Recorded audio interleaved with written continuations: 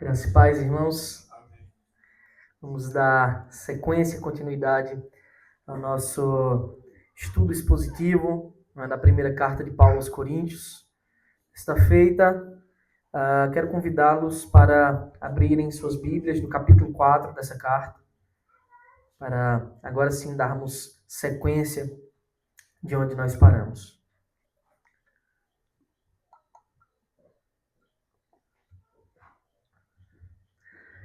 Primeira Coríntios, primeira carta de Paulo aos Coríntios, capítulo 4.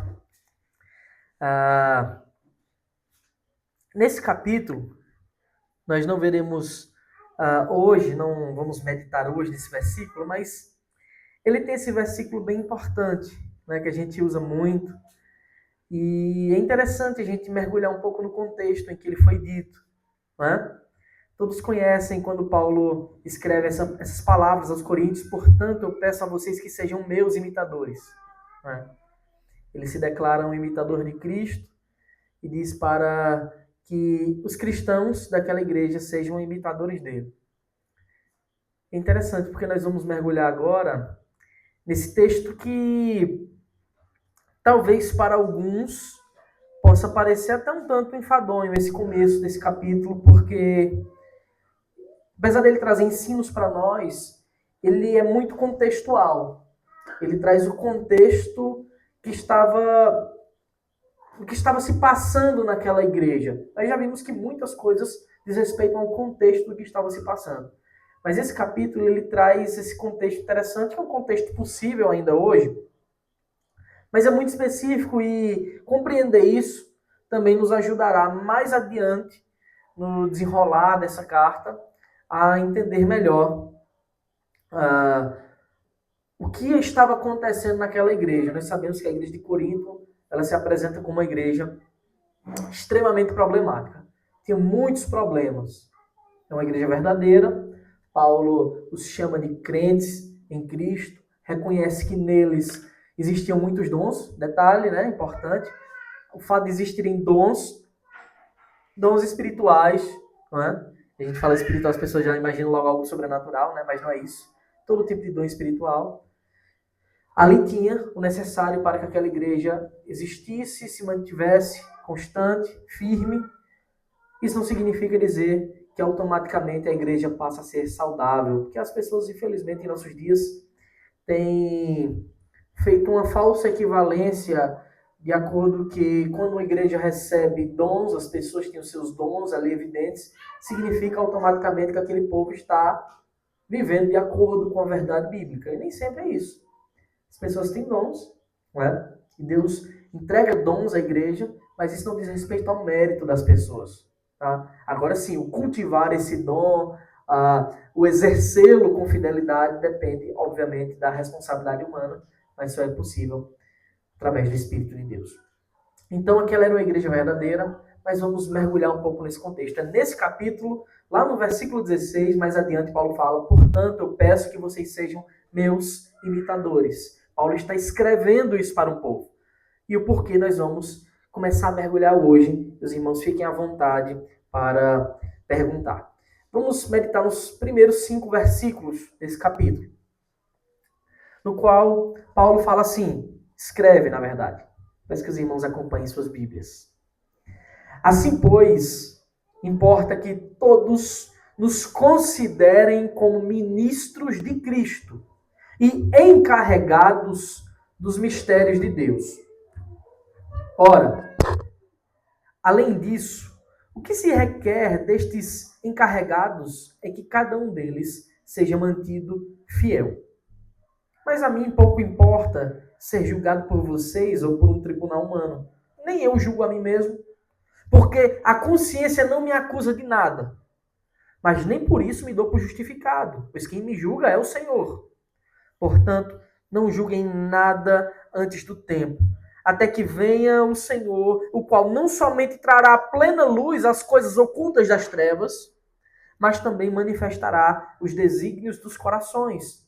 E então cada um receberá o seu louvor da parte de Deus. Amém. Essa é a nossa passagem de hoje. Vamos orar ao Senhor para que Ele nos abençoe e nos dê o entendimento da sua verdade com o seu Santo Espírito em nós. Senhor, nosso Deus, obrigado, Pai, pela tua palavra. Obrigado por cada detalhe que o Senhor permitiu, na verdade, decretou, ordenou que fosse registrado, para que nós pudéssemos aprender mais e mais da tua palavra, pudéssemos entender, ó Deus, e às vezes até nos enxergar em algumas coisas para que possamos viver para a tua glória. Em nome de Cristo, eu te peço que o Senhor abra o nosso entendimento e nos ajude a compreender e que esse estudo seja proveitoso para que mais e mais possamos meditar no conteúdo dessa carta, que traz tantos ensinamentos para nós e que possamos alcançar o entendimento verdadeiro dela. Ajuda-nos, com um coração humilde nós te pedimos para que o Senhor nos abençoe nesta noite e nos mostre o entendimento correto dessas palavras e que a gente viva para a tua glória. É assim que oramos, em nome de Jesus. Amém.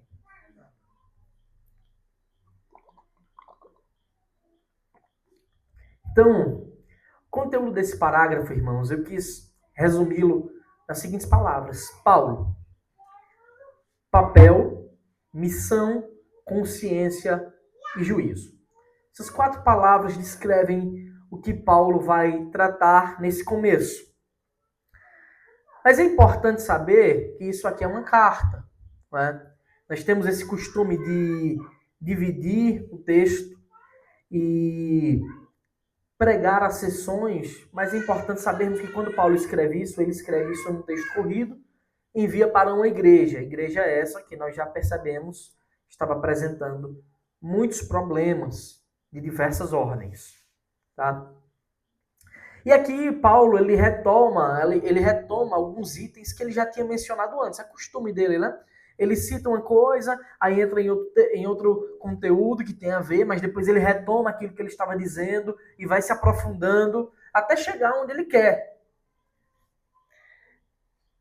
Então ele traz 2 pontos aqui essenciais que nós veremos.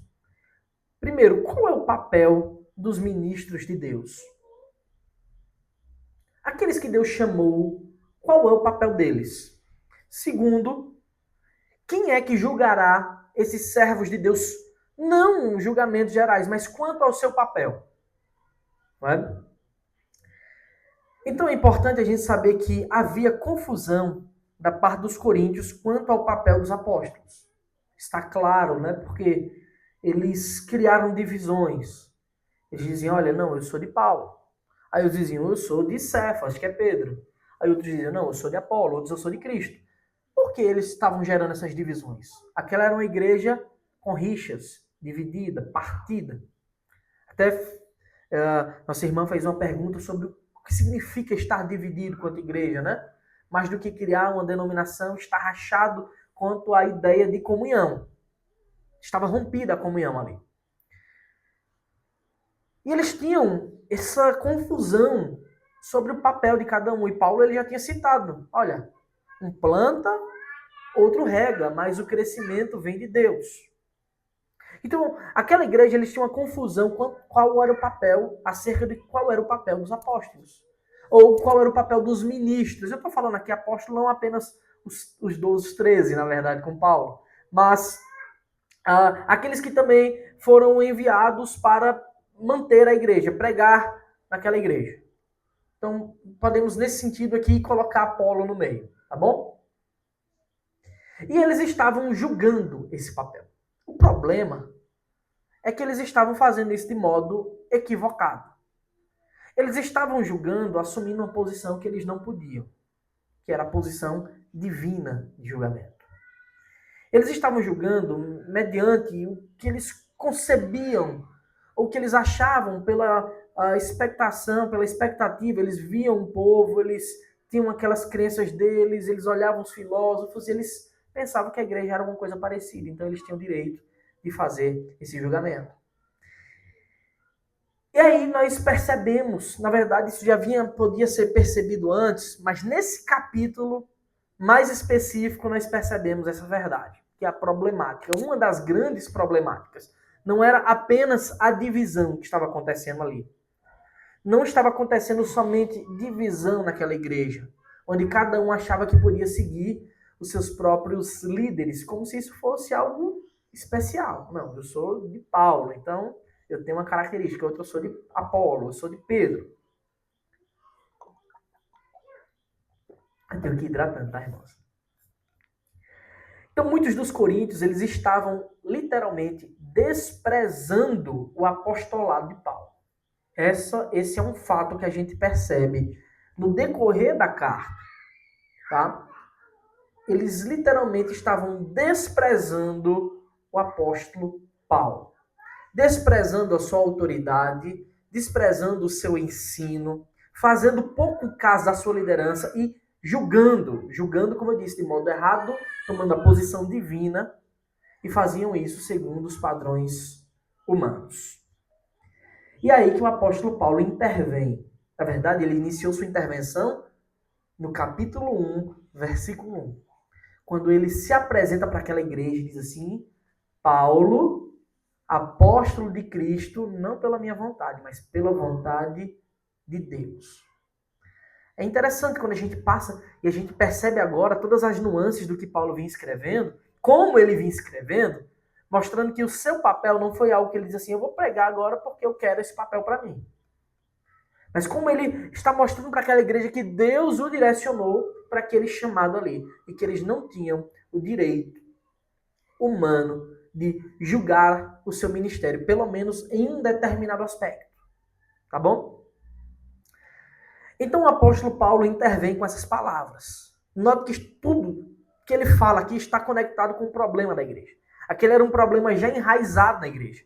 Havia um problema de divisões, havia um problema com a autoridade, porque cada um queria a sua própria autoridade, havia um problema de falta de amor, isso vai ficar claro no decorrer da carta, não só o desprezo das autoridades, mas a falta de comunhão na igreja com o corpo, principalmente quando a gente vê lá na ceia, fica muito evidente que eles não esperavam uns pelos outros, portanto não tinha comunhão, portanto é necessário que Paulo seja muito incisivo e a ponto de dizer, olha, se você toma a ceia indignamente, você está se tornando réu do corpo de Cristo.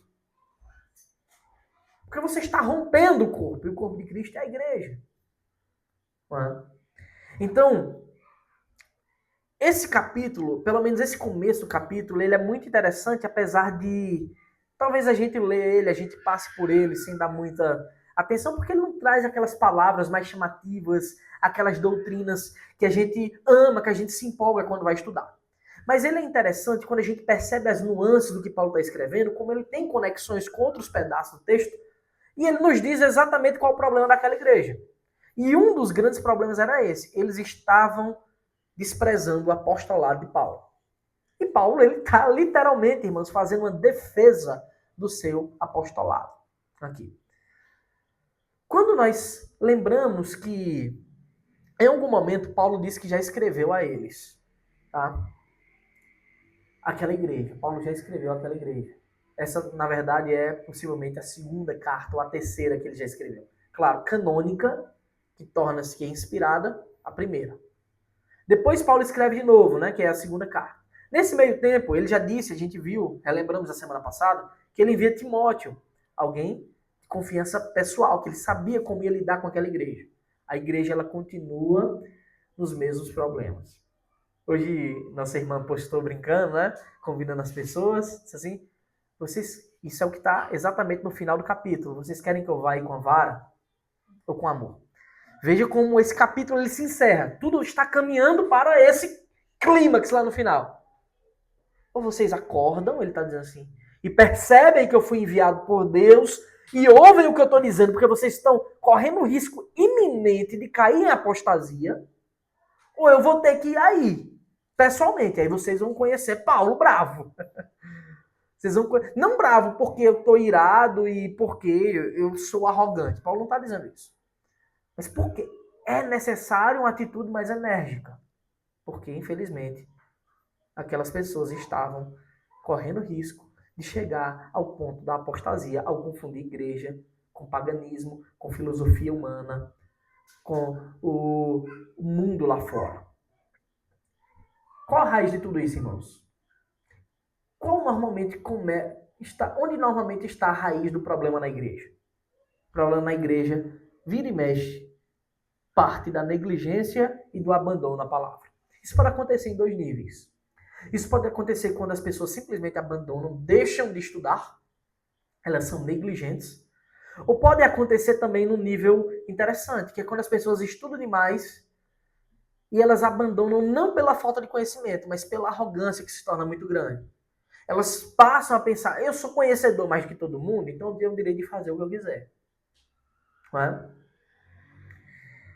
E é possível, e a gente tem que tomar cuidado para que a gente não caia em nenhum desses extremos, mas que a gente permaneça ativo na busca da palavra e ao mesmo tempo que essa busca ela não nos leve a erguer o nosso queixo, mas a baixá-lo em sinal de humildade. Tá bem? E é engraçado que era justamente uma dessas coisas que eles queriam que Paulo fizesse. Eles queriam que Paulo fosse mais altivo, tá? Não é? Porque Paulo ele não supria as expectativas dos coríntios. A verdade é essa. Eles estavam desprezando porque eles se basearam nos padrões errados. Ao invés de olhar para a palavra, para o que receberam, que é o poder de Deus do Evangelho, e amar aquilo, eles ficaram deslumbrados pelas coisas do mundo. Eles tinham uma expectativa de que Paulo fosse como um grande filósofo. É por isso que tinha o partido de Apolo, que Paulo cita bastante. Porque, na verdade, Apolo era um homem muito eloquente. Apolo provavelmente era alguém versado na filosofia. Era um crente fiel, tá? Em momento algum, Paulo deixa dar a entender que isso acontecia de forma errada. Mas isso era o estilo de Apolo. E os coríntios, eles gostavam disso. Então eles passavam a dar mais valor a isso, ao estilo, do que ao conteúdo. E nós temos que ter muito cuidado quanto a isso.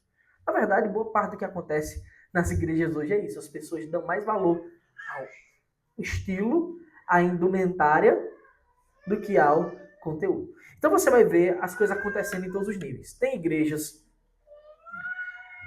que as pessoas têm uma necessidade, na verdade, de ter uma identidade visual, né? Talvez isso ainda hoje cative muita gente para o catolicismo romano, porque tem toda aquela indumentária das roupas, de uma liturgia, né? Aquele negócio pomposo, que as pessoas acham, olha, se tem essa coisa toda acontecendo, Deus está ali.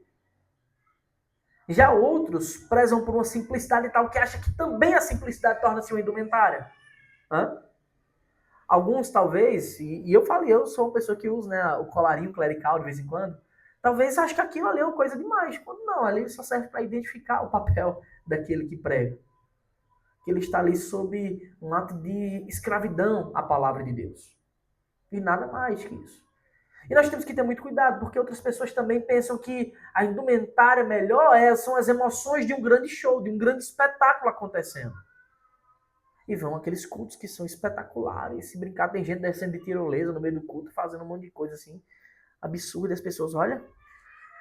Porque as suas expectativas, por vezes, elas estão distantes da palavra. Elas estão nos padrões do mundo. Isso acontecia com os coríntios também. Eles tinham expectativas erradas quanto ao apóstolo. E quando ele não supria as expectativas, o que é que eles pensavam? Ele não é o nosso apóstolo. Eles poderiam pensar diferente. Não, estamos criando as expectativas erradas. Mas eles preferiam desqualificá-lo. Né? Isso é um problema muito grande.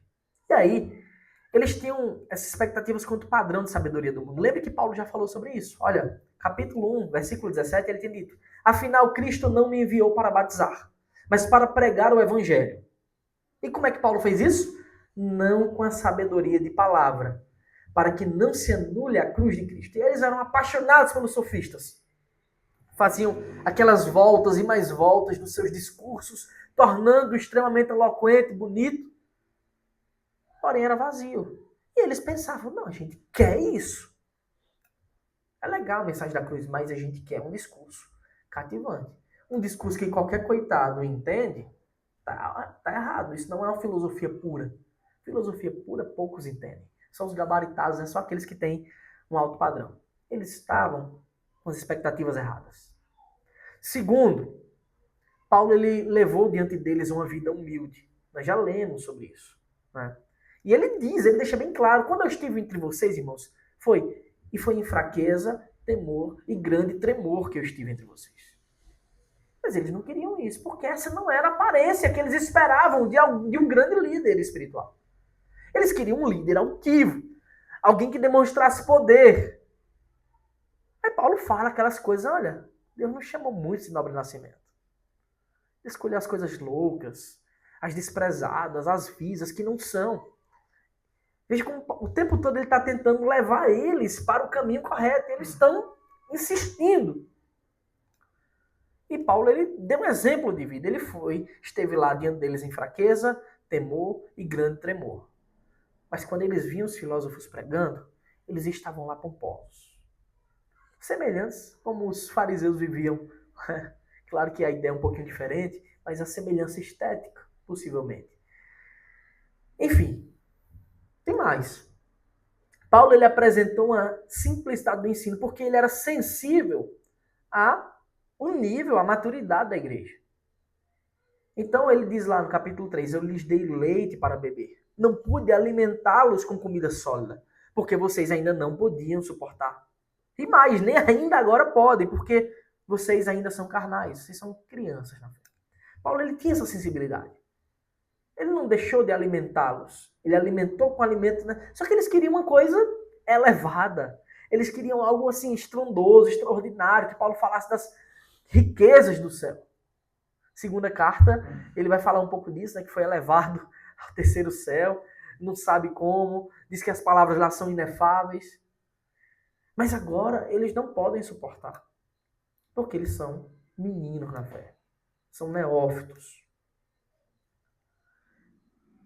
Terceiro, havia uma simplicidade na sua missão. Ele deixa claro qual era a sua missão. Ele tinha a missão de alguém comum. Ele não tinha a missão de um aristocrata. A missão dele, ele se apresenta como um construtor, como um pedreiro, né? Alguém que vai lá. Engraçado, é porque essa era também o ofício de Jesus, né? Jesus ele era um carpinteiro, talvez a palavra era mais um construtor, né? A gente pensa no carpinteiro no nosso sentido, mas é mais abrangente a palavra para o que Cristo era. E aí ele diz o quê? Segundo a graça de Deus que me foi dada, lancei o fundamento, eu fui lá só construir como um sábio construtor. Mas não como qualquer construtor, como um sábio construtor. Porque a minha sabedoria não é do mundo, é de Deus. E outro edifica sobre ele. Quem é esse outro? Os pastores que ficaram depois, no caso Apolo. Porém, cada um veja como edifica.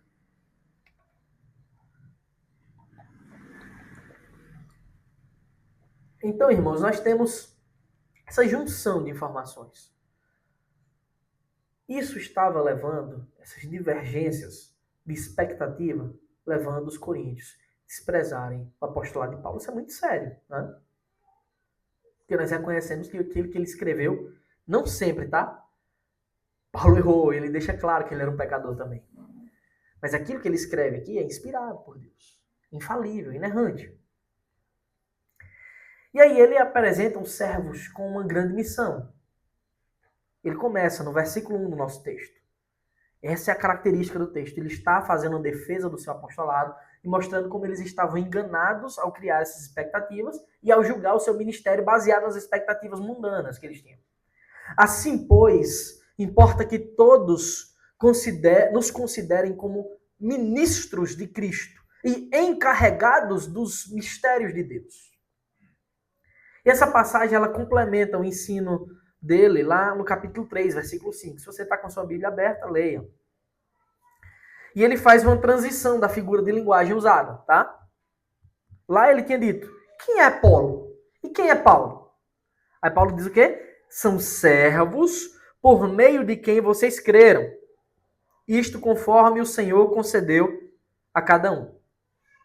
Olha que ele está fazendo essa... Mas na frente ele vai dizer, apliquei isso a mim, Apolo, com esse objetivo. Mas vale para todo. Né? Mas quem é Apolo e quem é Paulo? Talvez eles quisessem fazer essa diferença. Porque eu sou de Apolo, eu sou de Paulo. Mas quem é? Aí Paulo usa a seguinte palavra. São servos por meio de quem vocês creram. Isto conforme o Senhor concedeu a cada um. Observe que ele tira de Apolo e de Paulo, dele mesmo, esse poder do convencimento e diz, olha, isso aqui pertence somente ao Senhor. Somente o Senhor pode conceder. Mas é interessante, porque quando nós analisamos, a gente lê a palavra e para a gente está traduzida, a gente não percebe as nuances da diferença que ele usa no texto. Por isso que é importante fazer essa revisão da língua original. Lá, quando ele diz assim, são servos, ele usa a palavra diakonoi, né, que vem diácono, né, aquele que serve. Já em 1 Coríntios, quando a nossa tradução traz ministros, já no capítulo 4, né, quando ele diz assim, é importante que todos os considerem como ministros. A palavra ministros é hiperetas. Para a gente vem traduzido como ministro já ajudando. Mas eles entendiam essa expressão hiperetas como igualmente servos. Para eles essas palavras, todas duas eram sinônimos de servos, com uma leve diferença. A palavra para ambos significava aquele que serve. A nossa tradução traz ministros. Só que hiperetas, ele tem uma ideia de um servo específico. É aquele que serve ou que administra o negócio de outro. É aqui que Paulo muda o tom da comparação. Lá eram servos construtores, lá eram servos agricultores. Um planta, outro rega. Um lança o fundamento, outro coloca os tijolos em cima, né? Cada um veja como constrói. Aqui ele muda um pouquinho a comparação. Continua apresentando e dizendo que todos devem nos considerar como hiperetas, como servos, ou em nossa nação, ministros. De quem? De Cristo. Isso é fundamental. E ele faz isso porque os coríntios eles não tinham entendido o tipo de serventia dos apóstolos. Então ele traz agora o conceito, como os apóstolos servem. Primeiro, Paulo apresenta que eles tinham o mesmo propósito geral, que era edificar a igreja. Paulo ele fundou, plantou e outro continuou o seu trabalho. Ele disse que ele fundou quando ele diz eu lancei o fundamento, e ele disse que ele fundou quando ele diz eu plantei a semente. E ele disse que outro continua o trabalho quando ele diz o outro rega ou o outro começa a construir por cima do fundamento. Mas agora ele muda para dar uma ideia de qual o sentido dessa serventia. Como eles devem... E ele diz assim, é importante que todos nos considerem como ministros. Todos devem considerá-los assim. Mas como? Que tipo de servos é esse? Todos deviam ter essa compreensão correta do ministério.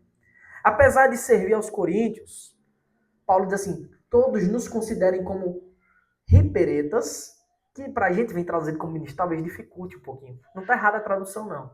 Está correta também. Porque ministro é um servo também. Mas talvez a tradução ficaria assim, é importante que todos nos considerem como servos de Cristo. Isso faz toda a diferença, esse de Cristo. Porque a serventia, apesar de quem é servido no dia a dia, abençoado com esse trabalho, ser a igreja, estes servos, eles possuem um Senhor, para o qual este Senhor, sim, deve receber as contas. Ou seja, é para esse Senhor que eles prestam contas.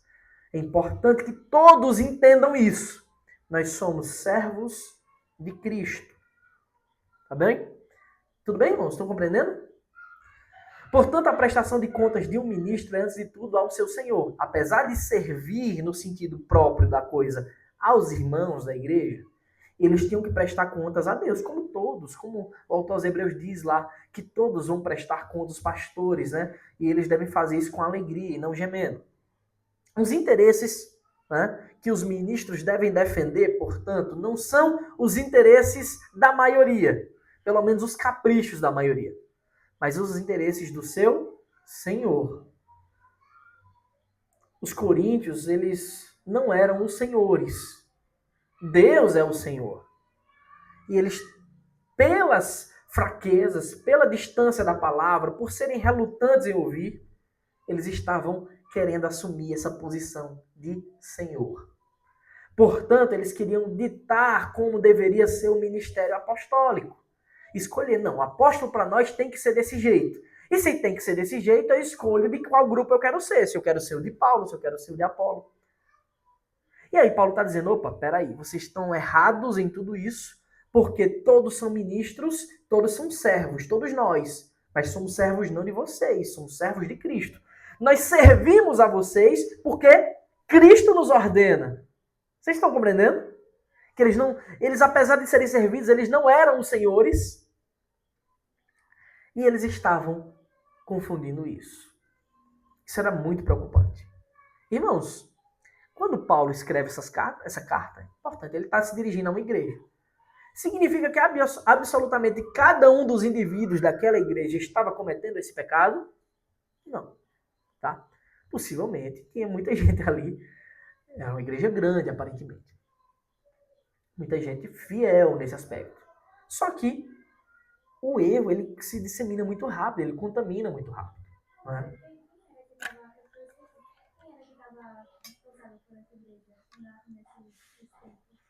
Apolo. É uma pergunta interessante e a gente tem que ter cuidado. A igreja era muito grande, né? Lembra que Paulo diz, olha, tem dom para todo mundo aí? A gente pode entender que possivelmente existiam outros pastores. O que é citado aqui como proeminente, alguém que tinha uma posição mais elevada, possivelmente tinha alcançado isso por causa do trabalho bem feito, era Apolo. Mas possivelmente tinha outros desconhecidos, né, que a gente não vai saber, mas que ou não concordavam ou que possivelmente fossem causadores desse problema também. Né? Isso é muito interessante, gente. Porque possivelmente Apolo treinou pessoas, Paulo treinou pessoas. E aí, essa coisa vem saindo, como alguns querem dizer, uma sucessão apostólica, né, posterior, querendo levar sua linhagem de uma forma errada, né? Muito possível, viu? Muito possível. O texto não nos dá margem para que a gente chegue a esse ponto. Mas entender que era uma possibilidade grande é assim. Outra coisa, para corrigir esse problema, né, pastoral, veja, Paulo não diz em momento algum que Apolo é responsável por isso, porque não era. Paulo era um homem fiel. Mas para corrigir esse problema, Paulo envia alguém com autoridade especial para isso. Ele envia quem? Timóteo. Timóteo resolve esse problema? Não. Não resolve a ponto de uma segunda carta ser enviada, que é a segunda carta, né? Mostrando que esses problemas da igreja persistiram porque eles eram persistentes no erro. Tá? Significa dizer que também o trabalho de Timóteo foi infrutífero lá? Não. Muita gente pode ter sido transformada, né? Mas em vias gerais, não foi um problema que foi solucionado nessa carta. Então, que é muito importante a gente saber disso.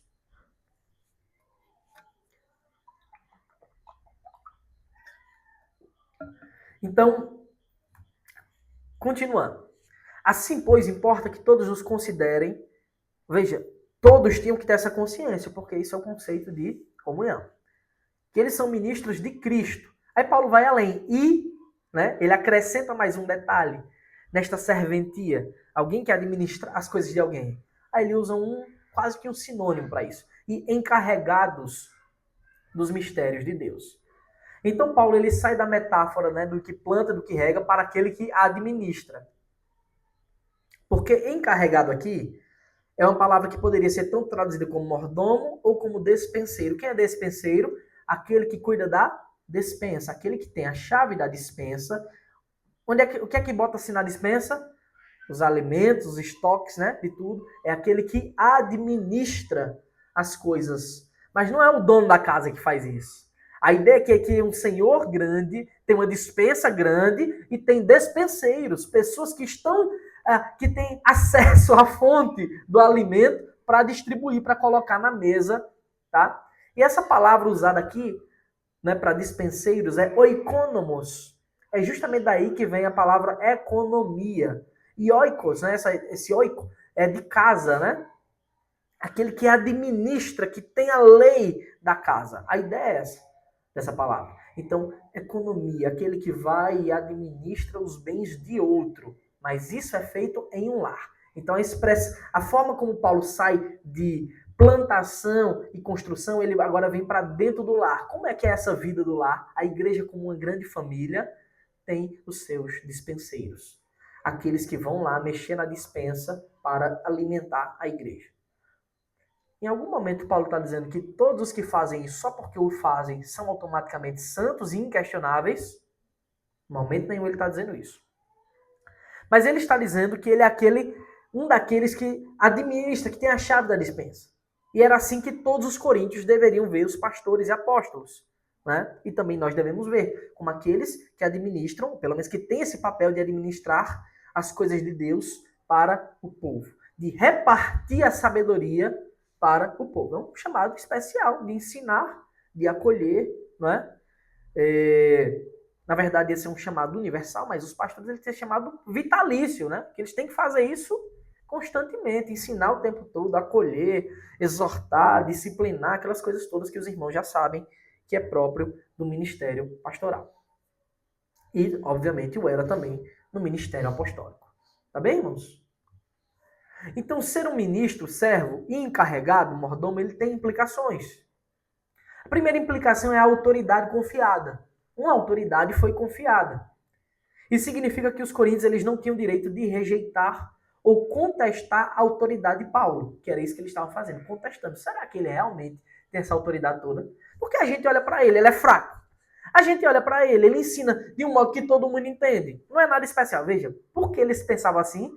Porque o padrão que eles visualizaram de algum líder era um padrão mundano. A mesma coisa faziam os fariseus olhar para Cristo. Como é que este pobre coitado, infeliz, vem dizer que é o Messias? Se a gente sabe onde ele veio, se a gente sabe quem é o pai dele, se ele é um carpinteiro que todo mundo conhece. Vocês percebem que o padrão é o mesmo daqueles que julgam segundo a aparência humana as coisas espirituais de Deus? Então, um ministro, um mordomo, ele tem implicações. Ele tem uma autoridade confiada e ele também tem que prestar contas. Isso é fato. Isso significa que, apesar de servir à mesa da igreja, o alimento espiritual, a prestação de contas não seria feita com a igreja. A prestação de contas de todo ministro, de todo dispenseiro, de todo pastor, assim como de todo irmão, de todo diácono, todo presbítero, a prestação de contas será feita com o dono da casa, com o dono da dispensa, com aquele que ordena que o alimento seja distribuído, tá? E não com os filhos. Esse era o problema dos coríntios. Eles estavam assumindo uma posição de juízo que pertencia somente a Deus. E assim queriam desqualificar Paulo como apóstolo deles. Isso é muito grave, né? Então, o que é que Deus requer dos seus ministros? Aí Paulo diz: peraí, vocês estão interpretando as coisas erradas, mas eu vou explicar para vocês. Ora, versículo 2, além disso, o que se requer destes encarregados é que cada um deles seja encontrado fiel. O que é que se requer dos encarregados? O que é que se requer dos dispenseiros de Deus? Que eles, cada um, sejam encontrados fiéis. Então, a gente poderia refletir um pouco, né, trazendo para a nossa realidade, sobre quais as expectativas atuais para os ministros da palavra. Né? A gente vê o mundo afora aí, as igrejas. Quais são as expectativas que as pessoas têm trazido, né, para os ministros? Observe. Os coríntios eles estavam deslumbrados pela filosofia, pelo paganismo, por aquele estilo de vida corrupto, achando que era possível viver padrões do mundo dentro da igreja. Né? E eles esperavam uma coisa muito diferente do que Paulo tinha para oferecer a eles. Né? Eles esperavam a soberba, a vaidade, eles esperavam alguém eloquente, alguém que viesse altivo, né, com um olhar, com uma postura. Quando a gente vê que Paulo era frágil, tinha problema de vista, tinha vários problemas. Só que o que Paulo oferece para eles não é nada que eles esperavam. Paulo oferece o evangelho, e ele já disse, né, o que é o evangelho para essas pessoas que eles tinham como especiais. O evangelho para eles era loucura. Paulo oferece o evangelho. Aqueles homens se achavam fortes.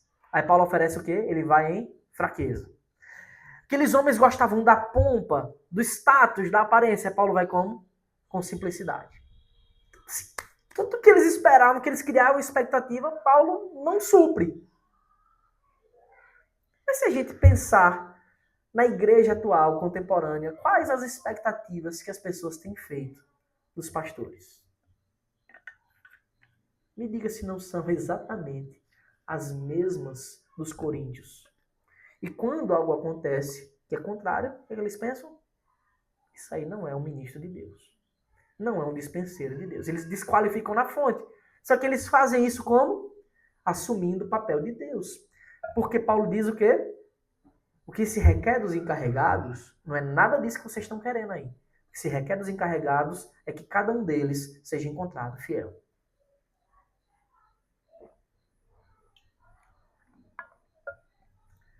E quando a gente percebe esse texto, como eu disse, ele é um tanto enfadonho, né, no conteúdo, porque é Paulo defendendo o apostolado próprio, mas ele é muito importante para o contexto da carta inteira. Né?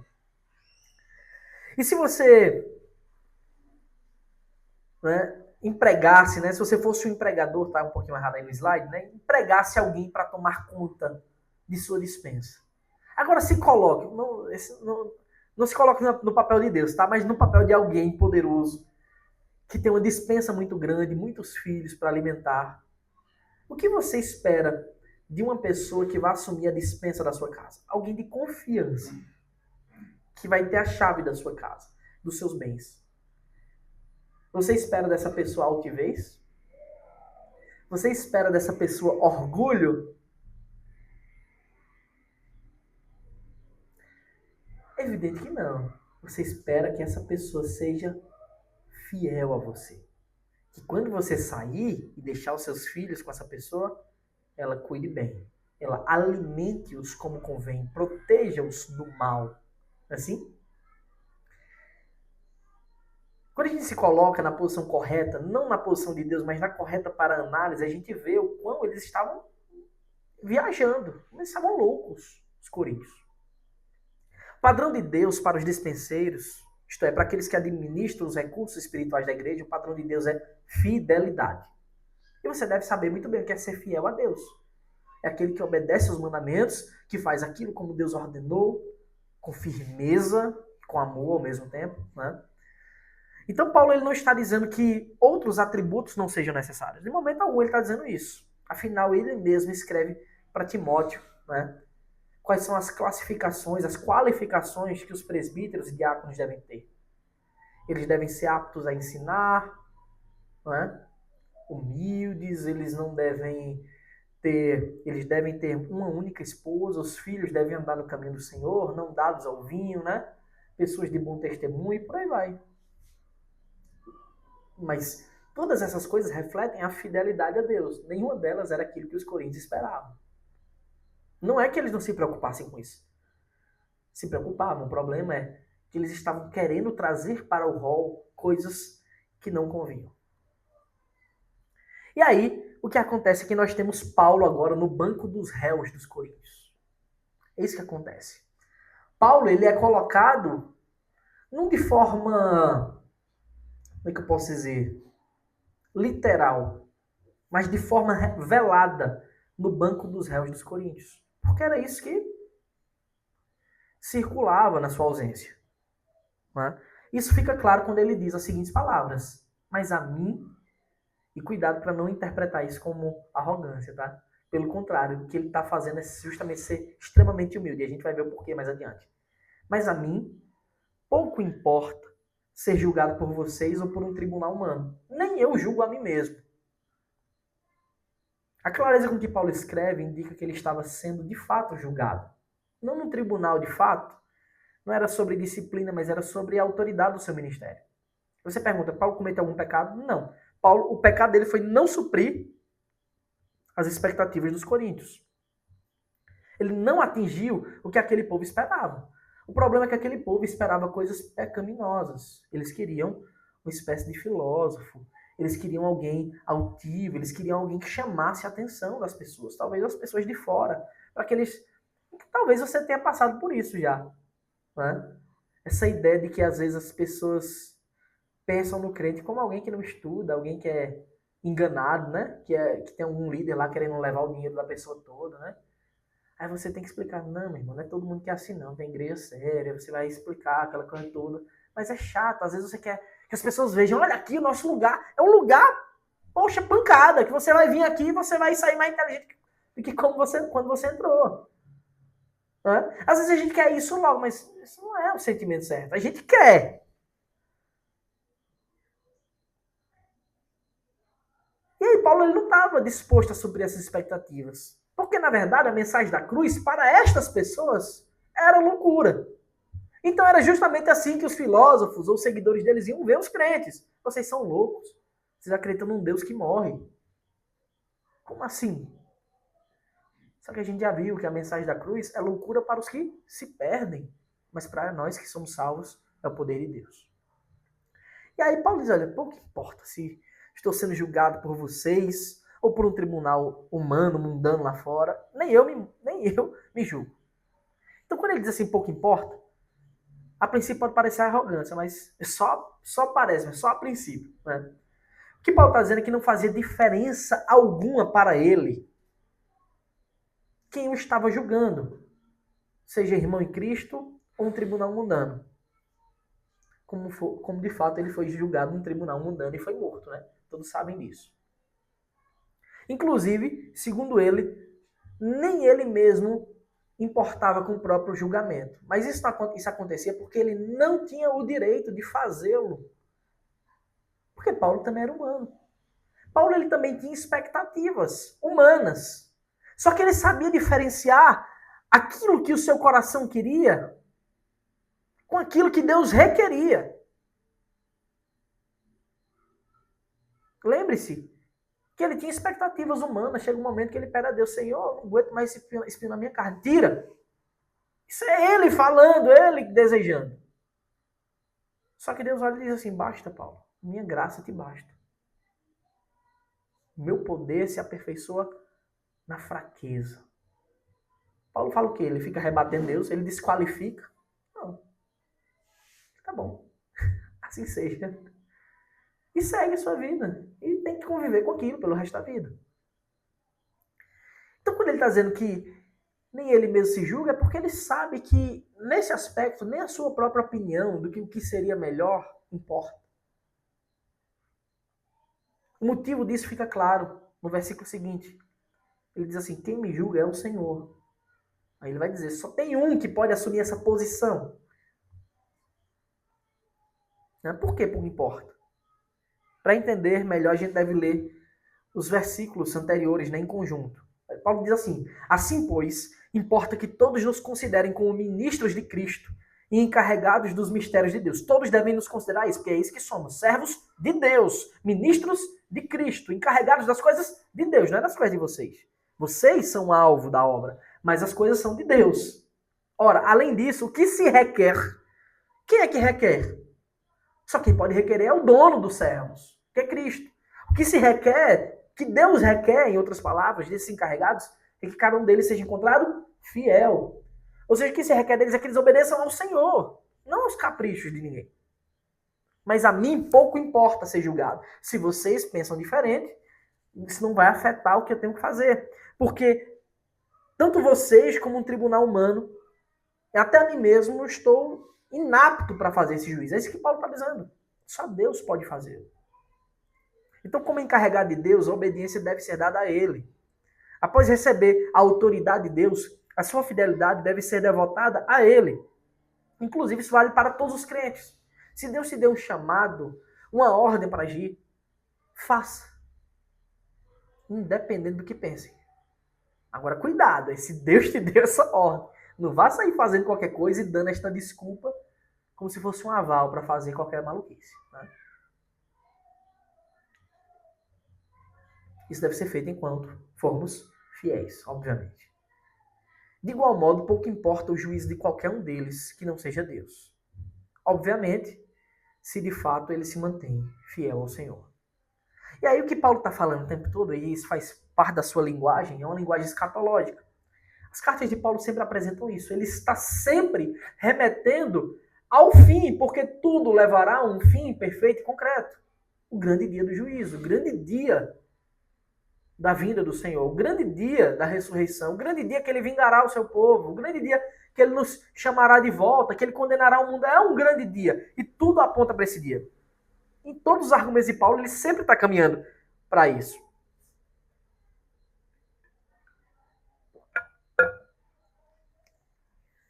Aí ele diz, porque a consciência não me acusa de nada, mas nem por isso me dou por justificado, pois quem me julga é o Senhor.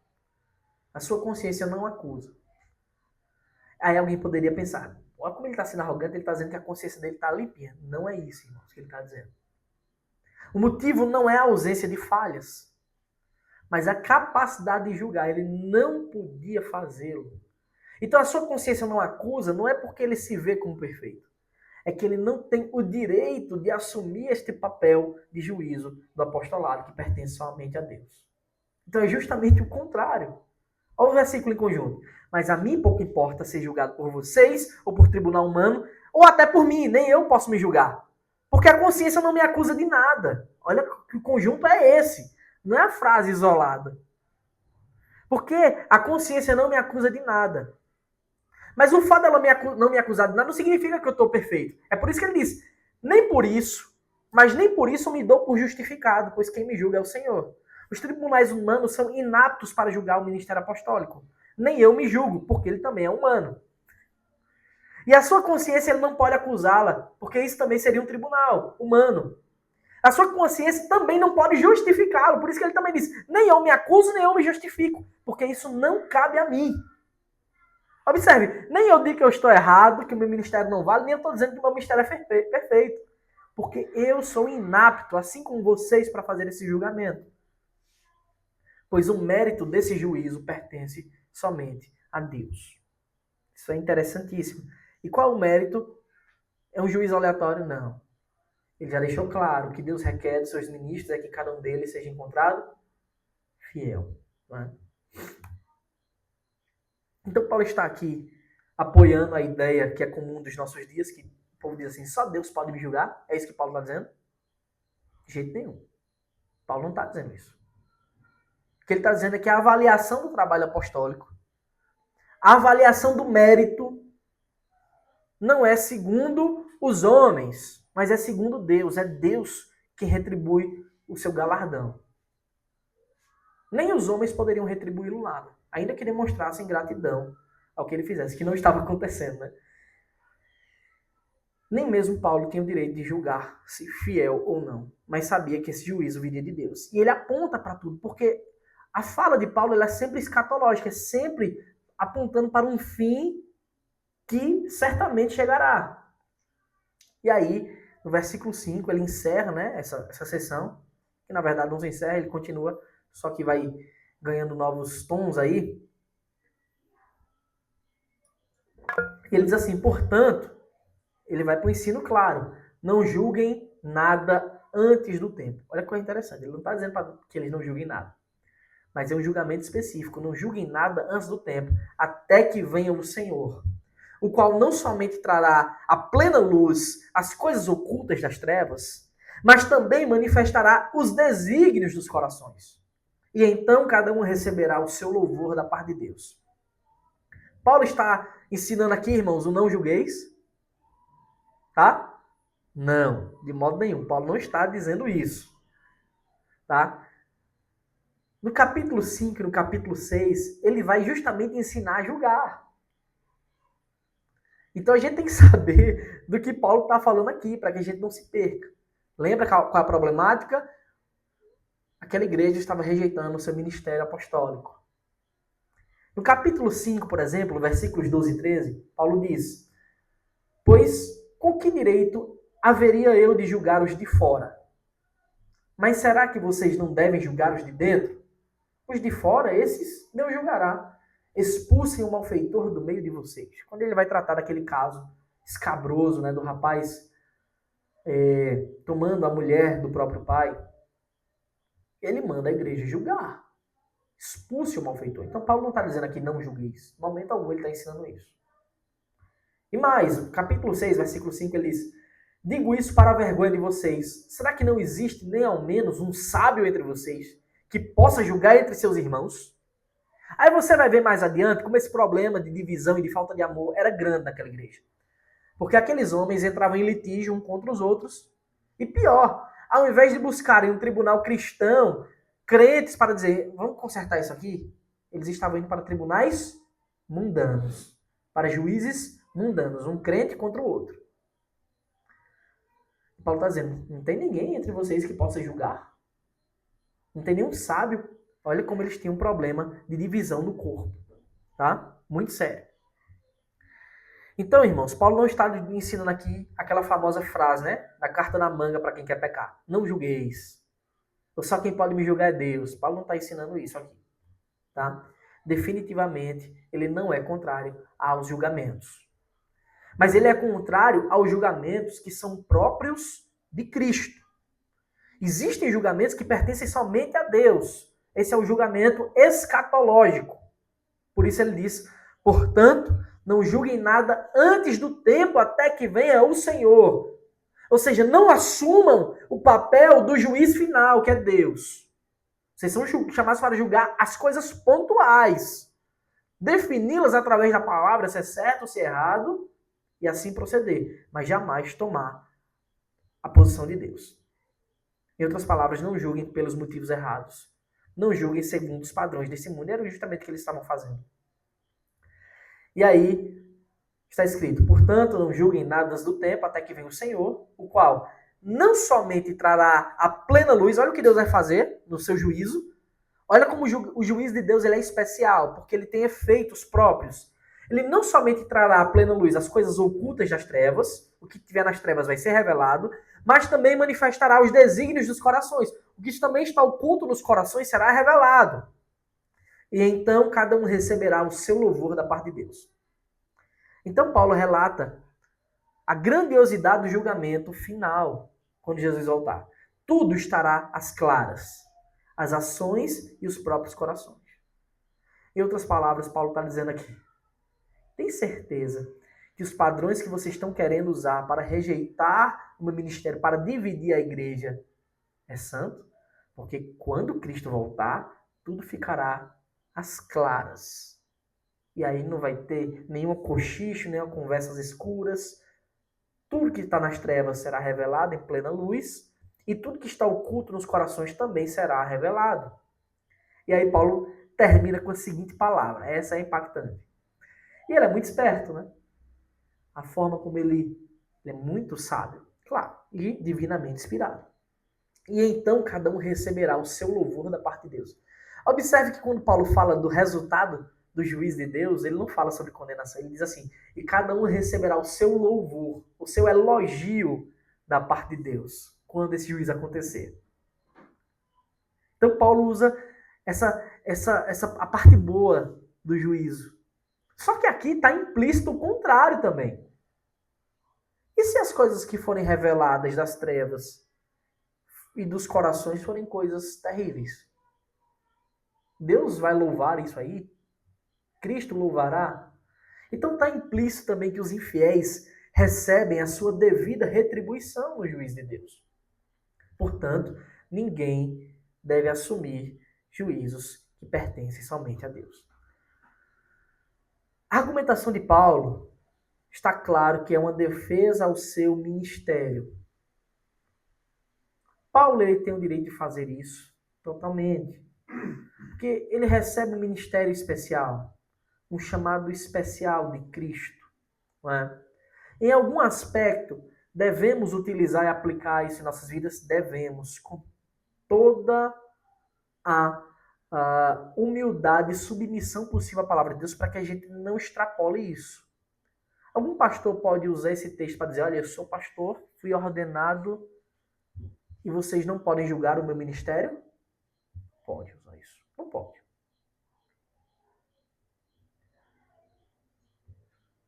Pastoreio, a ordenação, ela não impede a queda de ninguém. Ela não impede as fraquezas. Agora, uma igreja também jamais pode julgar o pastor por expectativas mundanas. Querer que ele seja um popstar, um astro, né, que chame a atenção das pessoas como eles queriam. Em outras palavras, as coisas aqui elas se resumem quando a centralidade da palavra, a fidelidade da palavra, ela se mantém. Nem há negligência, nem há o abandono. Isso aqui não previne ninguém de erros, não previne as pessoas de falhas, né? Mas isso que eu falo, a impossibilidade do juízo, né? Mas aponta justamente para uma vida de busca de fidelidade. Então Paulo está direcionando, olha, vocês estão com a visão totalmente errada. Vocês estão sem óculos. Coloque os óculos para poder enxergar qual é o padrão correto de Deus. Vocês estão pensando no mundo e vocês estão com a igreja toda rachada porque vocês se desviaram da verdade. Vocês têm que voltar agora. Então isso que vocês estão fazendo aí eu nem ligo. Por isso que eu estou escrevendo essa carta. É como se ele estivesse dizendo isso aí. E ouçam a minha carta. Aí ele vai argumentar mais um pouquinho nos próximos versículos e no final ele vai dizer aquelas palavras. Vocês querem que eu vá em amor ou querem que eu vá carregando a vara? A vara é para dar as lapadas no momento necessário. Porque vocês estão agindo como nécios. Porque era assim que eles estavam agindo mesmo. Agora eu quero que você lembre que também é nesta passagem, é por isso que eu comecei com ela, para deixar vocês intrigados com isso aí. Né? É nessa passagem que Paulo, lá no versículo 16, ele diz: portanto, eu peço que vocês sejam os meus imitadores. Imagina aí, depois dessas palavras, desta pancada que ele vai dar, é neste capítulo, é neste momento que estão escritas essas palavras. É importante a gente saber isso para que a gente tenha a dimensão correta quando a gente lida com a palavra de Deus. Às vezes a gente quer pegar essas passagens que são impactantes e usar fora do seu contexto. O contexto é esse. Paulo está defendendo o apostolado, trazendo a igreja. Vocês têm que olhar pela ótica cristã. A ótica correta é esta. E depois que vocês foram direcionados, Paulo diz: agora vocês que estão me rejeitando, vocês estão desprezando o meu ministério, vocês têm que saber disso. Sejam meus imitadores, porque eu sou de Cristo. Essas são as palavras de Paulo nesse momento. Tá bem, irmãos? Como eu disse, a passagem de hoje ela é mais contextual, não é? Ela não traz aquelas doutrinas, não é? Que a gente é acostumado às doutrinas da graça, doutrinas sobre a eternidade, apesar de ela trazer sim o juízo de Deus, o Deus que recompensa cada um segundo as suas obras, está aqui implícito no juízo, não é? Está aqui implícito boas verdades sobre a eclesiologia, sobre como a igreja deve viver e tudo mais. Mas ela é mais contextual. Era uma coisa própria que estava se passando naquela igreja e que deveria ser corrigida porque os cristãos tinham tomado o foco errado. Não é? Aí é nesse momento que Paulo diz: sejam meus imitadores. Só que a gente consegue aplicar muito bem. Porque quando a gente pensa em qual está sendo a expectativa do pastoreio em nossos dias, ou de como deve ser o padrão de uma igreja, não é? Isso tem tudo a ver também com o nosso estudo de domingo, não é? Sobre as marcas de uma igreja saudável. A gente percebe que hoje em dia, na igreja contemporânea, falo em linhas gerais, existe muito a igreja de Corinto, né? Os coríntios.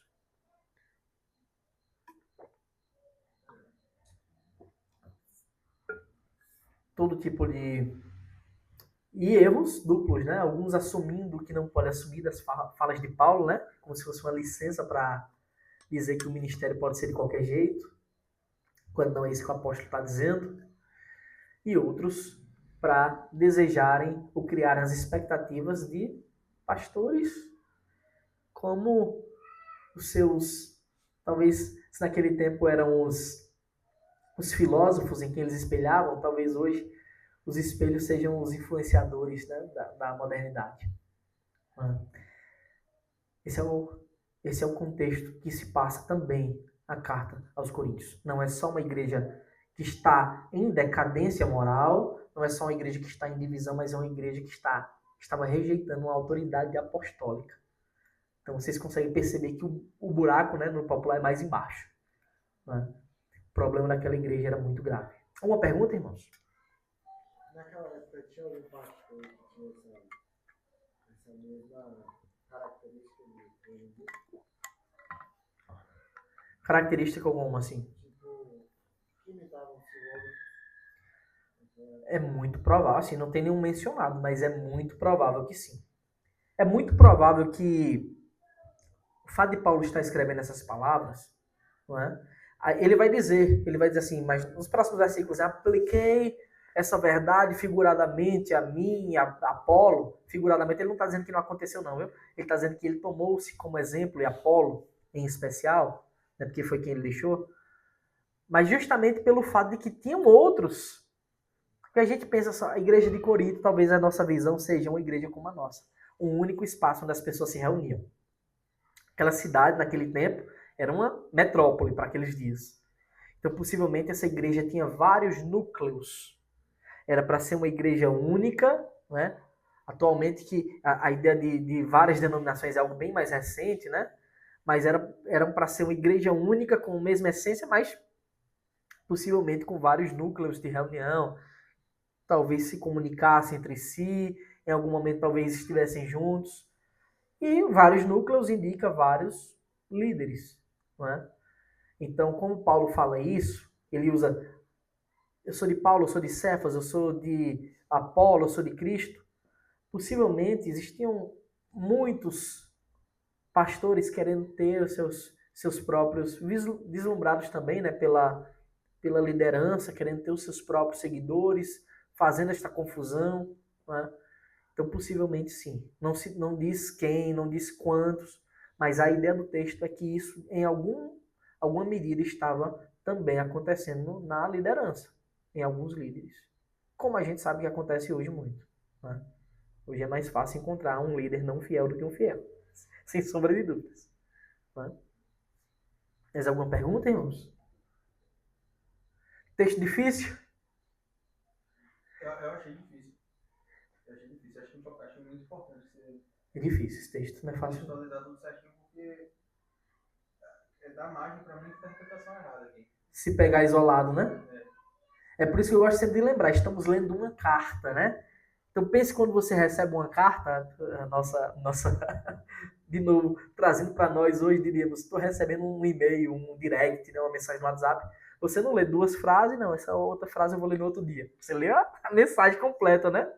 Então foi uma carta corrida, né?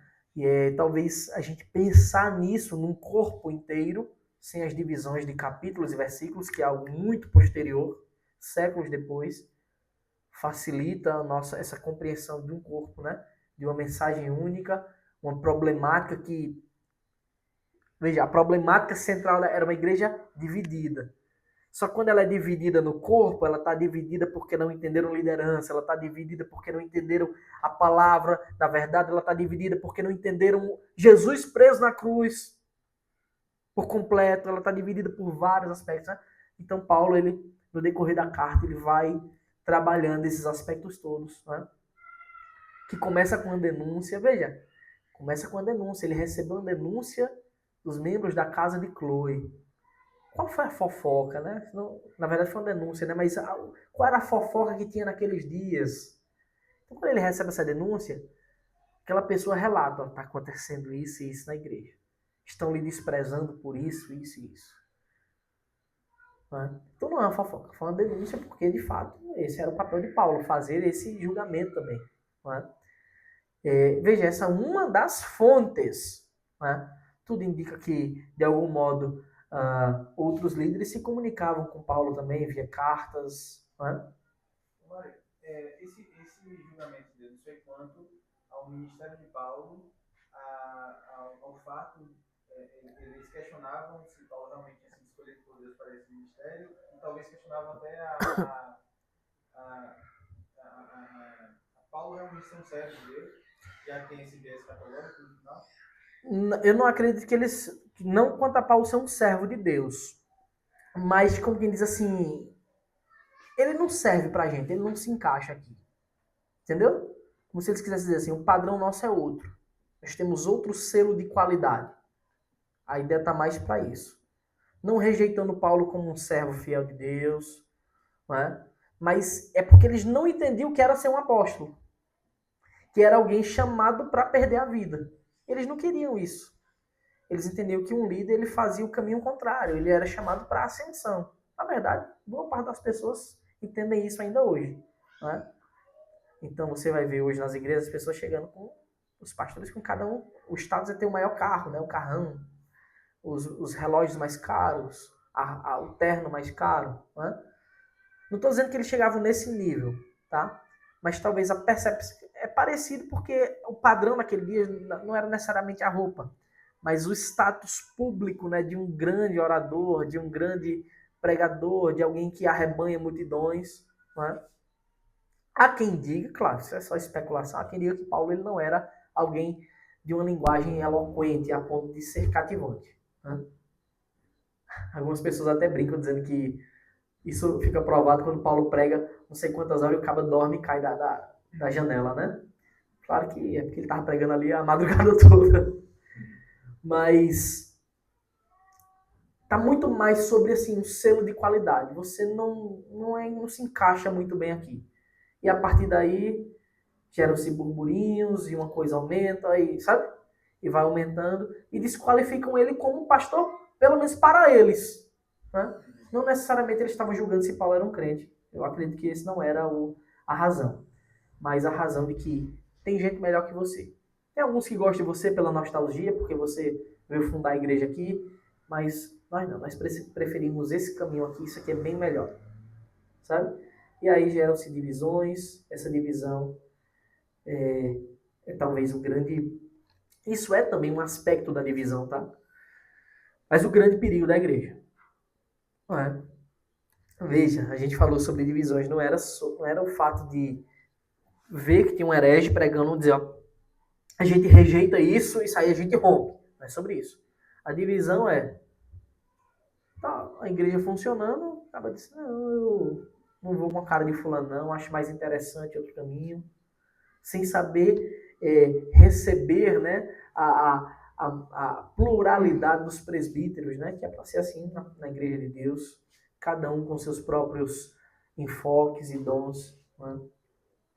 Enfim, é um texto difícil, não é fácil não a gente perceber essa nuance da diferença entre julgar Paulo quanto indivíduo crente e julgar Paulo quanto ministro.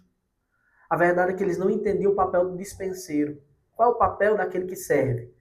Servir a todos. Mas eles pensavam que, não, se eles me servem, ele tem que me servir do meu jeito.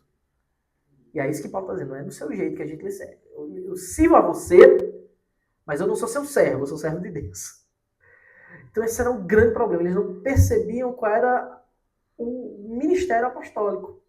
Consequentemente, se eles não percebiam o ministério apostólico, o ministério pastoral, que é muito semelhante. Eles não percebiam, ainda que com um grau de autoridade diferente. Né? E esse era o problema daquela igreja.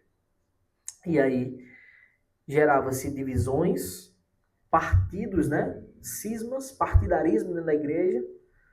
E se eles já chegaram nesse ponto, falta de amor, idolatria, comer comida sacrificada. Paulo vai chegar em todos esses temas, né? Comida sacrificada a ídolo, imoralidade sexual, casamento, divórcio, tudo ele vai chegar mais adiante.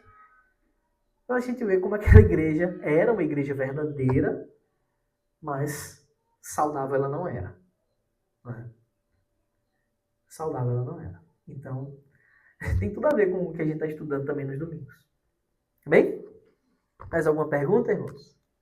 Mais alguma dúvida? Eu peço que os irmãos deem uma meditada. Né? O resto do capítulo, leia ele completo, o corpo todo do capítulo 4. Vocês vão ver que Paulo ainda vai continuar tratando. Semana que vem, se Deus permitir, a gente avança também no estudo desse capítulo. Tá bem? Então vamos orar?